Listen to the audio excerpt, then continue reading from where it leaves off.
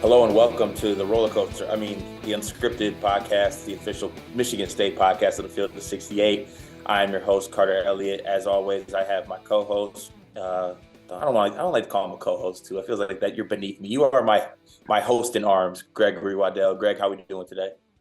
I'm pretty good. I'm okay.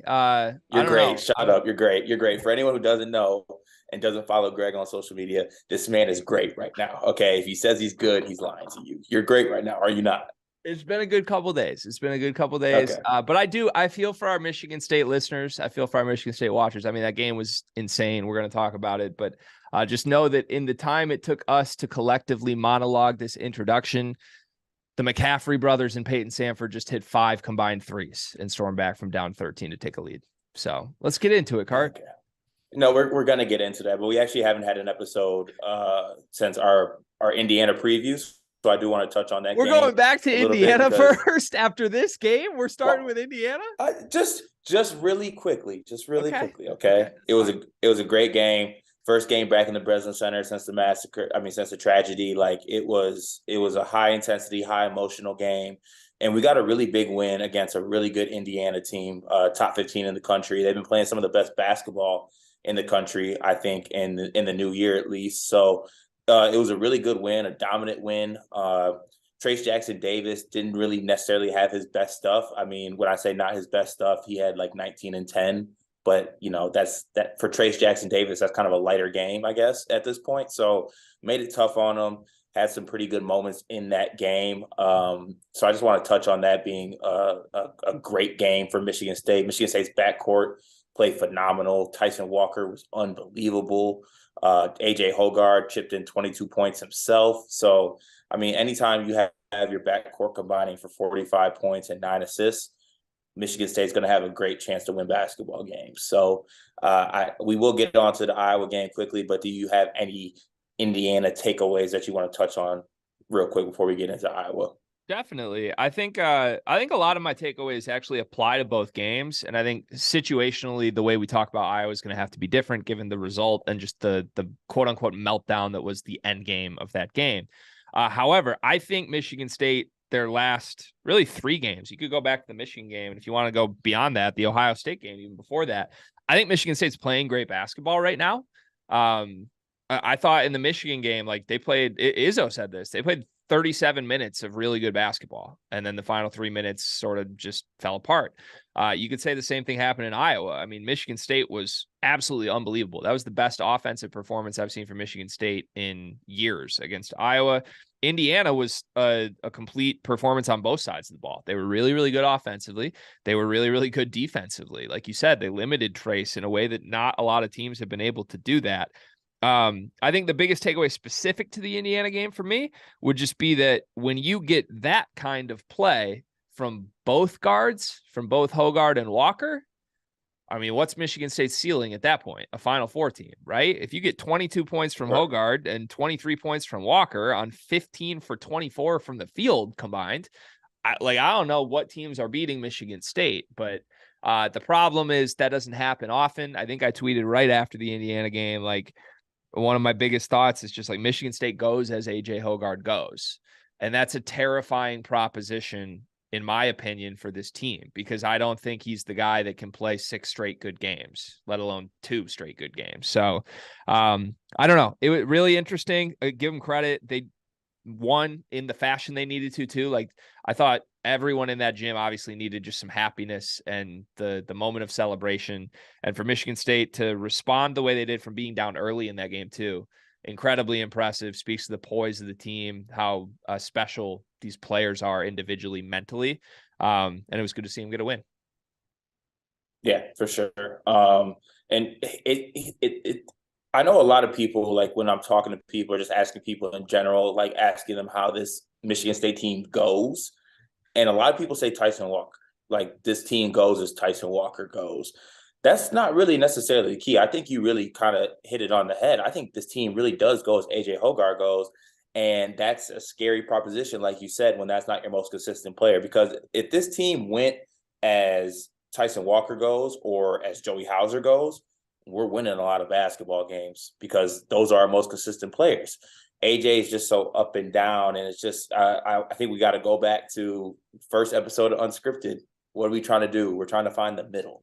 Just give me the middle with AJ Hogard. If I can get the middle with AJ Hogard, it'll do it for me. If that's his floor is the middle, then we'll be good. But it's just way too up and down, kind of inconsistent. And honestly, with some of the players on this team, that's way too much of a theme. I think Malik Hall has his one good game, 2 games off, 1 game, 1 bad game. Like, it's never a string of good games that you're putting together.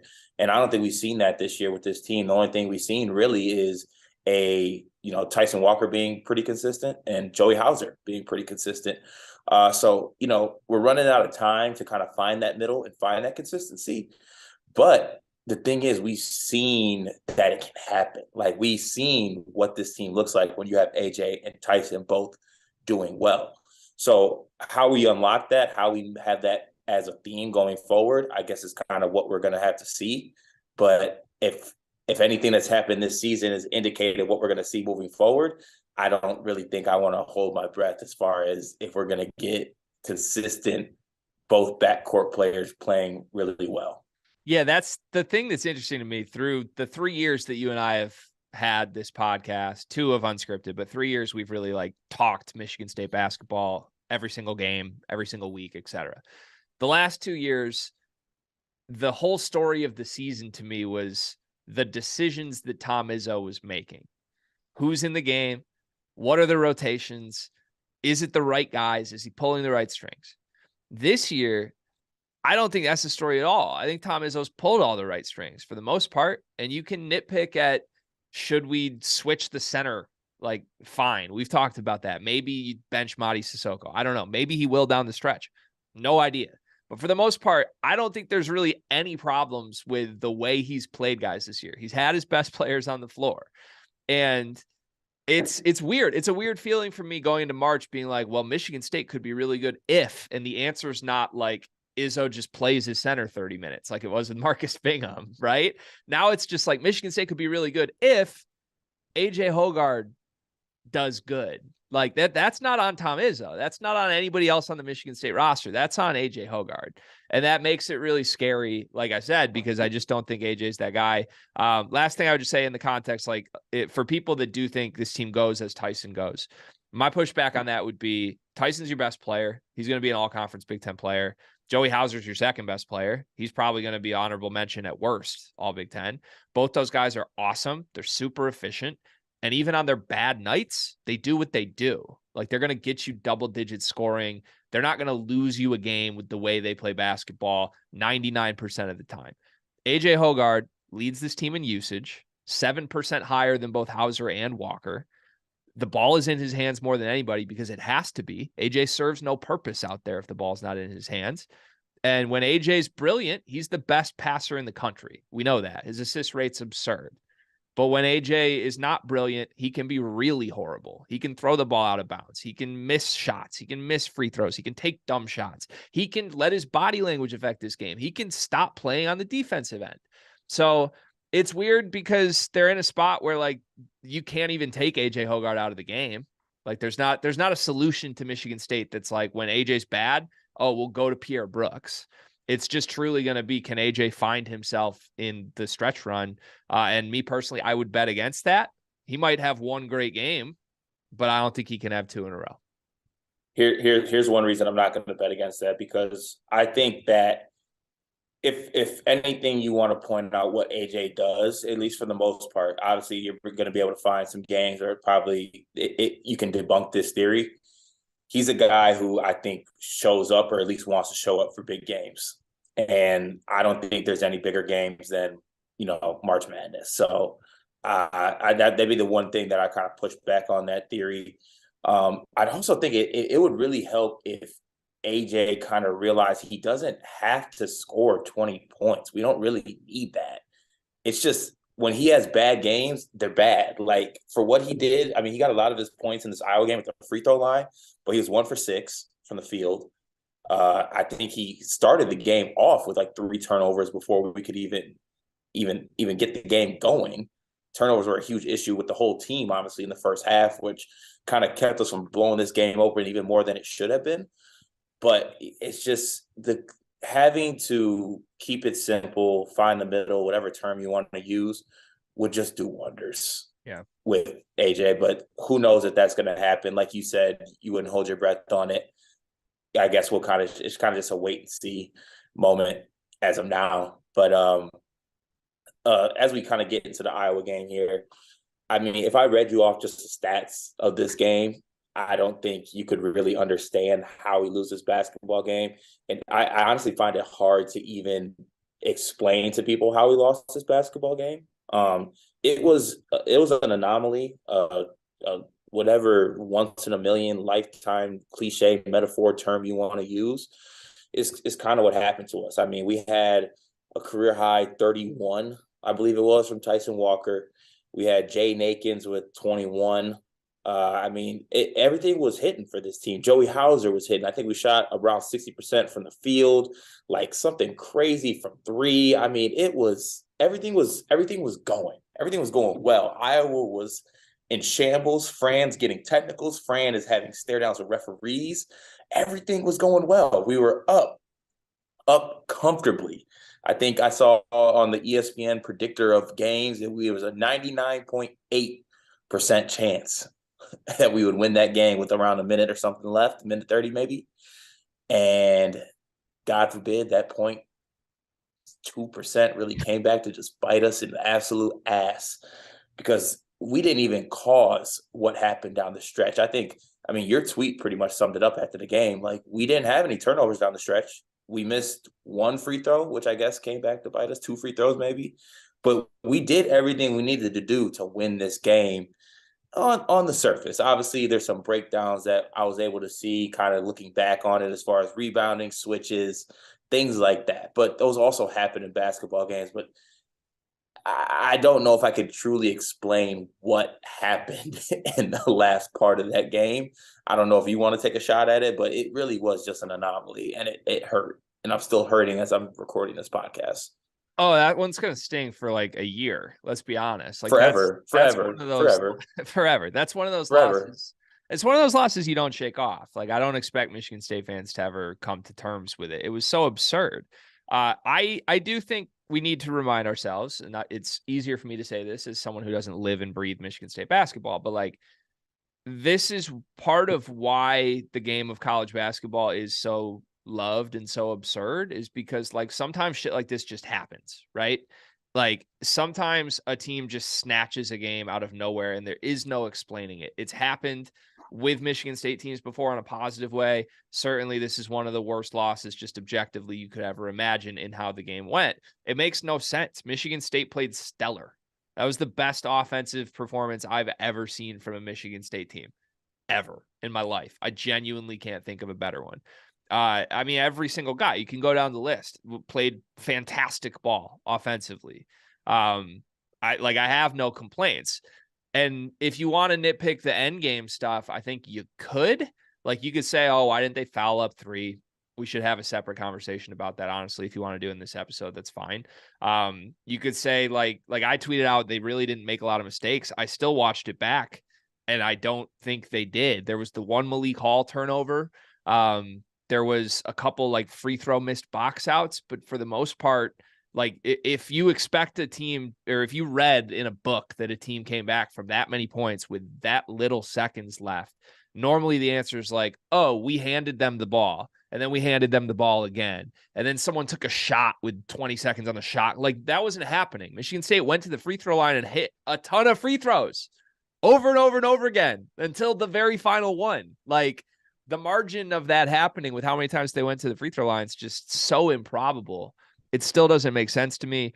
If there's one place in the Big Ten that this was going to happen at, I think you and I would agree, from being at all of them, Iowa just kind of feels like that place, though. Like, there is some weird mystique of just like, how the hell does that team win games in that gym? And they did it. I want those rims investigated.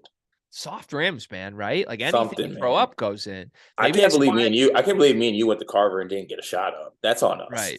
Maybe that's why they have National Player of the Years every year. It's just because every shot goes in that gym. But like, they did it to Michigan. Not exactly the same, obviously. It was 10 times worse with how they won the game against Michigan State. But like Michigan was up 7 with 28 seconds left in Iowa City. And Peyton Sanford scored 7 points to 20. It's like, it's just absurd things that happen in that gym. And it happened. And they hit every single three. Like they hit 5 of 6 threes in the final 30 seconds of the game.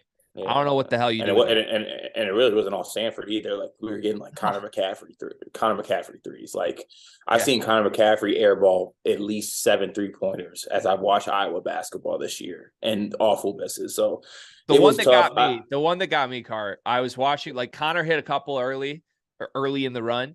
And I'm like, I'm still not taking it serious, right? Because I bet Iowa money line to win this game like 100 different ways. I'm sorry, I just did. So the only reason it's still on my TV at that point is like, I'll just make sure they close it out. And Connor hit a couple. I'm still like, yeah, no chance. When Patrick McCaffrey hit that one from the top of the key, because Patrick McCaffrey was cold this whole game. Like I literally texted multiple groups like, damn, I feel bad for Pat McCaffrey, his anxiety stuff this year, because he's just not the same guy at all that he was supposed to be preseason, that he was in the Big Ten tournament last season. And I mean, when he hit that, I'm like, oh shit, something's happening right now. So I don't know, man. I don't know. What did you think? Like I tweeted out, you can't blame Tom Izzo for this. And I'm like the number one blame Tom Izzo guy ever. And he hit the podium and was like, oh, this is bad coaching, which I respect the hell out of, by the way, how he said that. But like of all games to blame Tom Izzo, I put 0 blame on Tom Izzo for this. Am I right there or am I wrong? No, I personally don't put any blame on Izzo for this one. I mean, I think the people that are coming from that area or from that kind of point of view are saying like he should have fouled up 3 scenario, which, yeah, you could put it on Izzo. I actually do want to get to the 3-point thing shortly here, but I want to talk more so about what I thought the players should have did. And you gave me kind of a good segue here. I thought it was impressive that Coach Izzo did take the loss in this one. Obviously, there's not much he can say, but by him saying, again, they're up 13, like, you can't look anywhere but me. That's a piss poor coaching effort. Credit to him for actually saying that. As you have pointed out multiple times, Coach Izzo sometimes likes to go left or right on what he's talking about as far as how games go. But I did appreciate him kind of taking the onus on that and talking about the piss poor effort. But I think he did that because he couldn't reference the breakdowns that the players actually had. I don't necessarily think that the small ball thing was a bad decision, because I think people think that also is kind of what killed them. It did kill you. I know it did kill us, but here's where I'm coming from. Was Madi out there just going to be grabbing rebounds? Like that's not what Madi does. So why are we acting like putting Madi out there is that's going to help us secure rebounds, or that's going to help us not have defensive breakdowns? Like Madi's a walking defensive breakdown. Like that's kind of what he is. So in that point of the game, in that situation, I want to have my smarter players on the floor, even if they're maybe not as tall. I think Malik Hall and Joey Hauser are better rebounds than Madi Sissoko. So I want to have them on the floor. Now, while they're on the floor, I think they should have been a little bit more secure with getting the basketball. There was one where they actually ran into each other trying to get a basketball, and I don't think that switches were necessarily maybe communicated well enough. And, on the last one specifically, if Peyton Sanford's coming off a screen at the top of the key and you're down 3, and you're not up on that, and you're not up on that hedge, like you're asking for him to make that shot. We literally gave him an open shot at the Breslin Center and he missed it. So honestly, that was karma, because he should have banged that open 3 at the Breslin Center when Fran actually drew up some fire out of the out of bounds timeout play. I was so mad when he missed the open one, by the way, because that was like a week after he hit the and 1-3 to beat Michigan. And I'm like, that's literally the difference in Michigan State being an 8 seed and Michigan being out of the bubble, was Peyton Sanford deciding to make it. I don't put this on coaches, though. I really don't. I put it on a out-of-body experience for the Carver Hawkeye Arena and the Iowa Hawkeyes, and guys making shots, and our guys maybe having 1 or 2 defensive breakdowns, rebounding breakdowns. But for the parties that are like having the lineup out there is what killed us. Yeah, it might have killed us, but that's the lineup that should have been out there. That's kind of where I'm coming from with it. Can we, in this game, I agree, but I want to talk broader about the small ball thing a little bit, because I think this is not working in general the way that I thought it would. Well, tall ball's not working either. You're right. But I guess I don't think lineups with a center have directly resulted in a loss the way that the last couple losses have played out with the small ball team on the floor in crunch time. Like, it's been a tie game. You went small ball in Ann Arbor, and Terrace Reed manhandled Joey Hauser, and then the game ended. And that's what happened. I know, but I also don't think that was, though it was a good amount on Hauser, I was more upset that Hauser didn't foul Terrace Reed harder and let him get and ones. And also, the reason we were in that situation is because Marty fouled out by having weak fouls on Terrace Reed himself. Yeah, I guess that's fair. I guess if the concept though is like Michigan State's gonna go small ball at this time every game, like I guess I contrast that with what Michigan's now done in their winning streak right now has been like Michigan doesn't go too big until there's 6 minutes left in a game. And then all of a sudden Terrace and Hunter are on the floor together, and coincidentally they've made runs in every single game. Like, that lineup works for them. Whereas Michigan State right now is sort of doing the opposite. It's like the games are close or they have a lead, and then they try to close with small ball, and then they just give up 1,000 offensive rebounds. Like, and if we want to, if our point on this is like the guys on Michigan State's team need to execute better, you're right. I agree 100%. Like, I think Joey Hauser and Malik Hall are more capable of excelling in the small ball role at rebounding than they have the last 2 games. I just find it really fascinating because, like, if I'm Tom Izzo after the way these 2 games have played out, I don't have any confidence to go back to small ball. I don't think you're even getting like the small ball benefits you normally would. Like, normally you're expecting to torch teams offensively when you go small ball. That's not happening at all with who Malik Hall is right now. So I don't know. Like, if it were me, I don't know that I would want my team to keep rolling out the small ball thing in the final 4 minutes based on how the last couple games have gone. I mean, yeah, I think I'm taking more of a lesser of 2 evils approach. Even so, take Marty out of it though. Like, you'd rather go small ball in a tie game with 4 minutes left, pending the matchup, obviously, than like seeing Cooper or Kohler on the floor. I mean, neither one of those guys is a stud rebounder, but it's just like, yeah, I can't even project that because I haven't seen them in that situation. Yeah.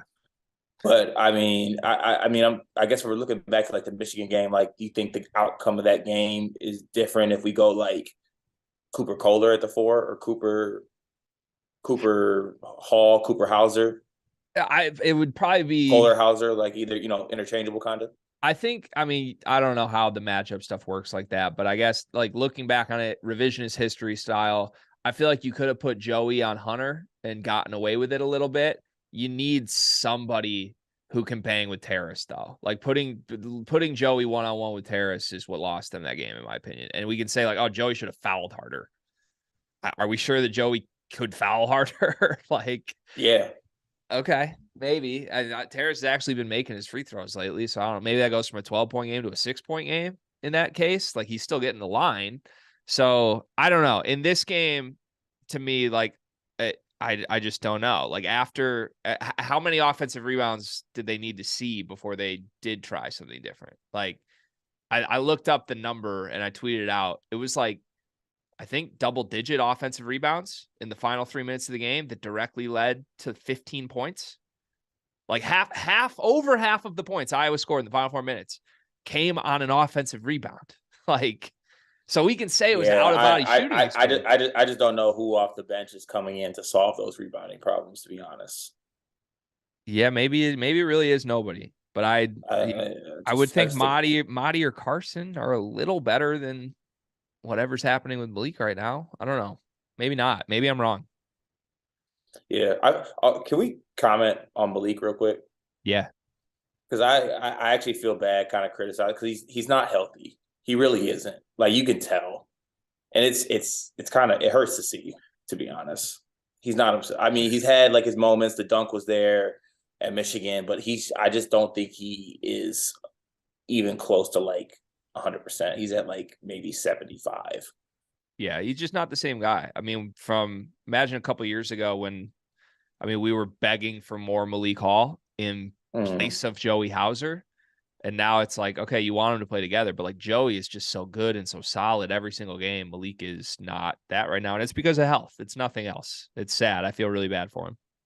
Yeah. So I I just don't see a situation. I think it's just I really think the solution is you really just got to talk to Malik and Joey and be like, you guys got to rebound. Like It's just you the got guys you to. got. That's all Yeah, it is. you got you got to. I'm sorry, like you got like you're watching. I know they said actually, Coach Izzo said in his presser this morning that they didn't even watch the Iowa film.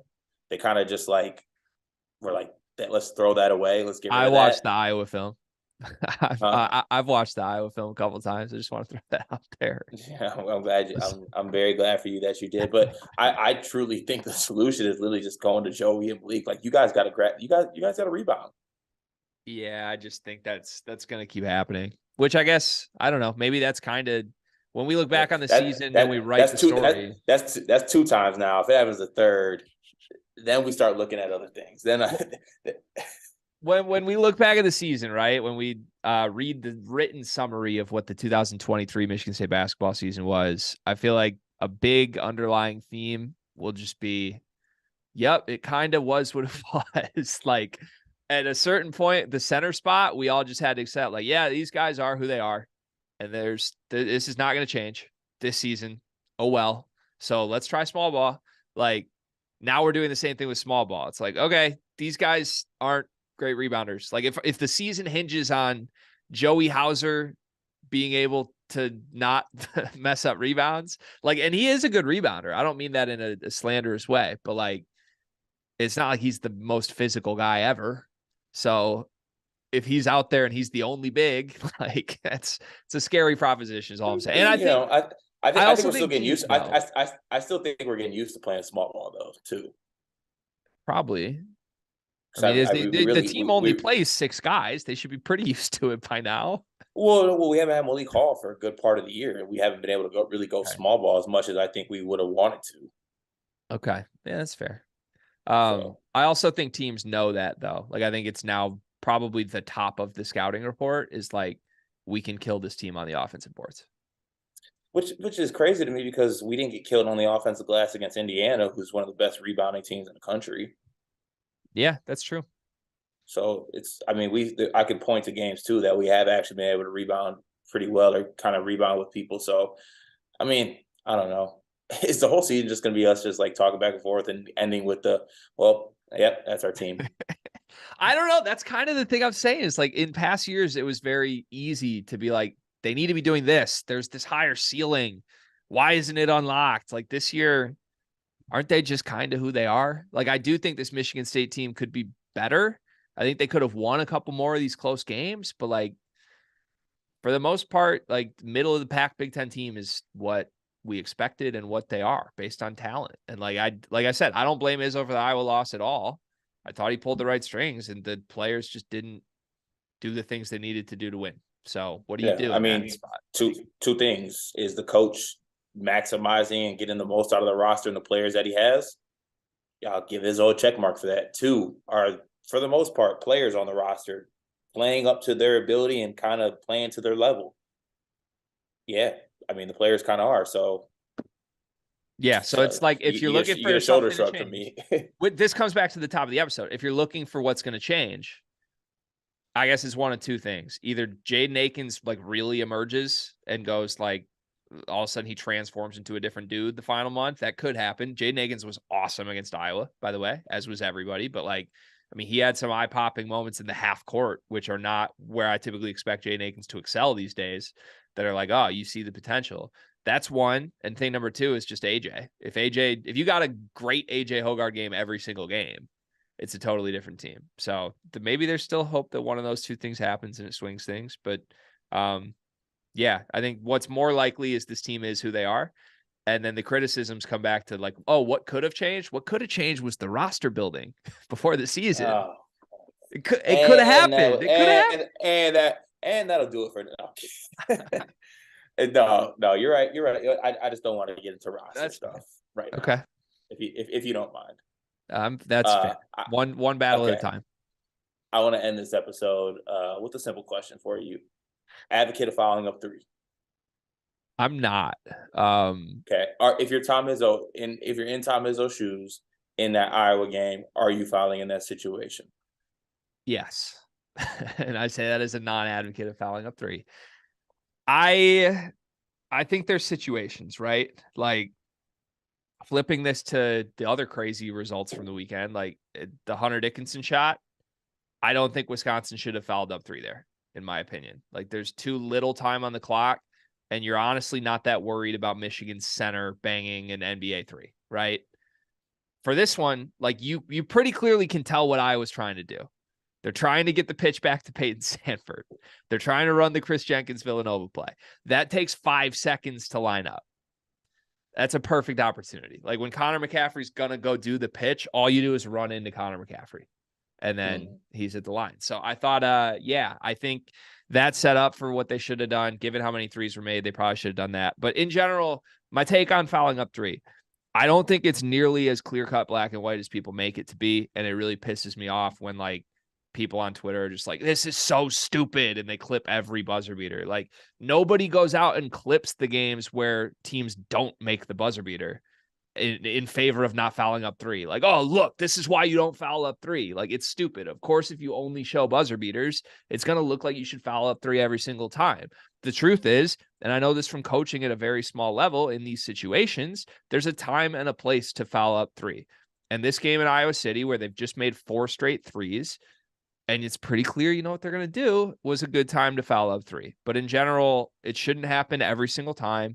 I said this to you on the Sleepers episode. There's some psychological elements to this. Like if you're the defender, you don't want to become the story. If your team's up 3 with 5 seconds left, like making a play to foul is something that could go wrong in a lot of ways. You could pick up a flagrant. You could pick up a shooting foul and send the guy to the line for 3 free throws. Like it's not the easiest thing to do in the world. And you have to have a player who's a really high IQ player, and you have to practice this and know the different spots on the floor that you might do it. So I don't know what Michigan State's experience with that is. I'm sure they've practiced it. But I just, my stance is like, no, it's not, foul up 3 every single time. In this situation, they could have, and it bit them, but I'm not mad that they didn't. Like, give them credit. He made an absurd shot as they did the other 4-3. Like, should they have fouled up 8 with 20 seconds left? Like, what's the difference between that? Genuinely, should you foul up 8 and make them hit 1,000 free throws? Like, Izzo's actually done that before. Don't tempt him. I don't get it. Like, fouling up 3 is obvious, but like, why not just foul? Why didn't they foul up 12 with 1 minute and 20 left? Like, then they never come back if you do that, right? Like, well, as an advocate of the foul up 3 nation, it's something I've been taught since the moment I came out the goddamn womb. I'm always an advocate of foul up 3. And after seeing what transpired, whatever trans word it is, over this past weekend, fouling up 3 is always the way to go. Don't let anyone tell you otherwise. But then, I mean, we're just going to rob the joy of buzzer beaters from the whole sport cart. Really? Joy in college basketball is overrated. You want Maryland fouling Corey Lucius up 3? Is that what we want?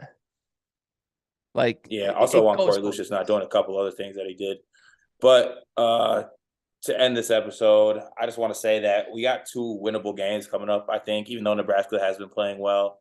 So we want to make sure we kind of get that done, even though it's on the road. We don't need a Hoiberg legacy game. Shout out to Sam Hoiberg? I think he's actually playing for Nebraska. Hoiberg's son's actually playing for Nebraska, making plays. Is Jack Hoiberg the Michigan State Hoiberg? Yeah, Jack is the Michigan State. Yeah, Hoiberg. It's Sam Hoiberg. You're right. Sam Hoiberg is actually making plays. Wisconsin, or not Wisconsin. I'm sorry. They remind me of Wisconsin right now. Nebraska's good right now. Like, yeah, I know. They have won 5 of their last 6 games, Cart, and that includes beating Rutgers by 10, beating Maryland in overtime. Like, they're not just beating up cupcakes. This is a team that's been playing pretty awesome basketball. And Tominaga's the reason why. Like, have you looked at his numbers lately? Double screens for Tominaga. Dude, it's not a joke, though. Like, look at what this man has done in his last games. I'm literally going to read out. He has gone in their winning streak, in their 5 of 6 run, 30 points, 24 points, 22 points, 22 points, 20 points, and then 11 points his most recent game. Like, this dude has turned into one of the best scorers in the conference, like, overnight. out of nowhere.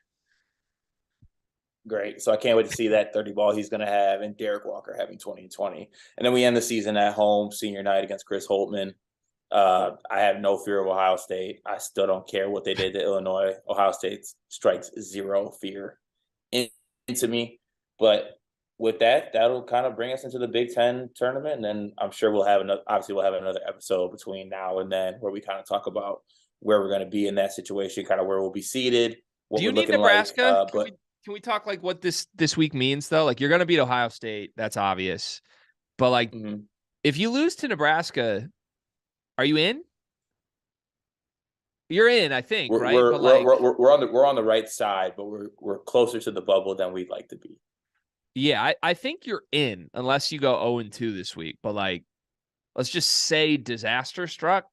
Let's not because disaster just struck us. So let's not talk about disaster striking us again. All right, but if you're 17 and 12, disaster struck us at Carver Hawkeye. Okay, please let us.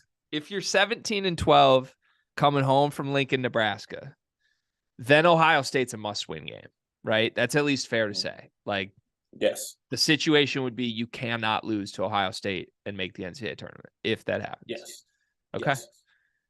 Scary week, man. Scary times. Oh, the Minnesota game. I wanted to ask you about that too. Are you pissed they're not rescheduling that game? No. Thank you. It doesn't matter. Why is everybody up in arms about it? It does. I think people are too focused on the fact that it'll give us another win on our Big Ten record, but really don't understand it. It'll do absolutely nothing for us, like metric-wise or anything, unless we beat them by 40.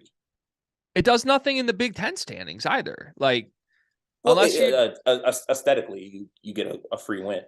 But unless you're just like so fixated on avoiding Purdue in the Big Ten tournament, because right now Michigan State's on the 8-9 line. But like, I mean, you could play the Minnesota game and still end up in the 8-9 line, or you could go 2-0 this week and get out of the 8-9 line. Like, I just don't. I don't see how if we're on the 8-9 line, we wouldn't play Michigan, would we? There's a chance. Depends on Michigan's results this week. Yeah, Michigan could go as high as. Michigan could end up as high as second in the Big Ten tournament. They could be as low as 10th, depending on how this week goes. That's crazy. It's wild. That's crazy. Well, you got any closing remarks? Because I've got everything out I needed to say. Yeah. I encourage, despite my jokes and despite my trolling, I encourage Michigan State fans to try and stay positive, because I do think the last 5 games has probably been the best string of 5 games that Michigan State has played in the Big Ten Conference this season. Even if it doesn't feel that way, you're 3-2 in the last 5. Really good win against Maryland where they jumped out super big early. Dominant win at Ohio State. I don't care if Ohio State's dead. That's a road win. Michigan, you outplayed for 35 minutes. Indiana, you dominated. And then Iowa, you were dominating. Like, crazy that it ended up this way. But you squint, that team could easily be 5-0 in that run. And I know that hurts to hear, but the team's playing really well right now. And they just got to get to the NCAA tournament, get there healthy, and you have a chance. With that said, you're about to finish 9th in the Big Ten this year in a really, really down Big Ten after back-to-back finishes of 7th or worse. That talent better come next year, Cart. Are we gonna finish 9th? I'm going off where you are right now. If you go 2-0 this week, you will not finish 9th. You will finish like 6th. Okay. 6th, and that's like, and probably like tied with a couple people, not sole in the 6th, or there's a whole ass log jam in the Big Ten. So like you saying like we finish in the 6-9 range, like we win one more game, we could be the 5th. Like I don't know. Doesn't hurt me as much as it did in the past couple of years. Yeah, I mean, you're a game and a half out of second place in the Big Ten right now. Yeah, so respectfully, shut your mouth. Am I listening to the 9th place, the spokesman of the 9th place Big Ten team telling me to shut my mouth? No, I'm not saying anything. I'm just saying respectfully, shut your mouth. Okay, I'm just. Hey, last thing, we got a You were doing amazing. And so you just had to add that last part. I was literally about to end it on that. I might ask the producers to cut it after that. No, my guy hit the buzzer beater. My team has life right now. We are off life support. The heart is beating. We are sitting up in our chairs. We have a whole year next year to talk about this. I'm pumped about it because they're going to be fun next year. Michigan State basketball is going to be super fun, super talented. You're going to have guys that actually dunk the ball. Unlike even as we love Joseph Jamal Hauser. He hasn't dunked the ball once this year. It's going to be kind of fun to have some dudes that can dunk again. Are we sure Michigan State's that good next year? Yes. Can I say why I asked this? Yeah, go ahead. Xavier Booker's not going to be better than Joey Hauser next year. Jeremy Fears is not going to be better than Tyson Walker this year. Those guys are awesome. We love the potential of those guys. There is zero world where Jeremy Fears next year is better than Tyson Walker is this year. And there is a very small world where Xavier Booker next year is better than Joey Hauser is this year. So again, next year's season relies on one guy, Cart. Relies on AJ Hoggard. It's a scary proposition, man. That's all I'm saying. It doesn't, but we'll, you know what? We might have to have another talk where we're going to really get into that because you just split some blasphemy, but I don't have the time nor the energy to bark back right now. So yeah, can we address you unblocking me, or you blocked me? Final thing, you blocked me. Yeah, I blocked you, and then I unblocked you. When did you block me? I think earlier this week. So you're lying about that. Why?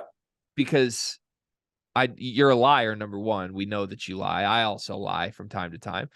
You're trying to pass it off like you blocked me middle of last week before this game. No, not middle. No, it was like actually I might be able to find out when I actually blocked you because it was said you left the Twitter. I didn't do anything to annoy you last week though. I didn't do anything. You do something to annoy me all the time. But Michigan State destroyed Indiana. You would block me for something Michigan State related. That didn't happen in the middle of the week. What was it? You blocked me after the Iowa game, my friend. That's what you did. It was Friday. Okay, what was the reason? Because there was some text going back and forth about certain players leaving my program possibly. And that I left then. That was the block? Yeah. There's a lot going on. Can we talk about that right now? For another episode of the Unscripted, I am Carter Elliott. That is it with my co-host Greg Waddell. We will see you on the next episode. CJ Naginson, Ann Arbor. Okay, goodbye.